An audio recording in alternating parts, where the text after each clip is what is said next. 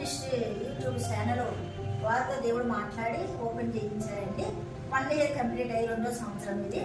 మరి ఇది కూడా మరి తయారు చేసి ప్రతిష్ఠిత చేసే కొరకున యేసయ్య ఇచ్చాడు. ఆయనకే ఘనత మహిమ ప్రభావాలు చెల్లినగాక. ఈ నూతన సంవత్సరంలో ఈ కంపెనీని ఈ బిడ్డల పార్ట్నర్స్ ఇద్దరు మేనేజర్లను కూడా దేవుడు దీవించాలని, ఇది మొదలుకొని అగ్గయ్య 2:19లో ఇది మొదలుకొని మిమ్మల్ని ఆస్వాదించేదను దీవించేదని బిడ్డలకి దేవుడు వాగ్దానం ఇచ్చాడు.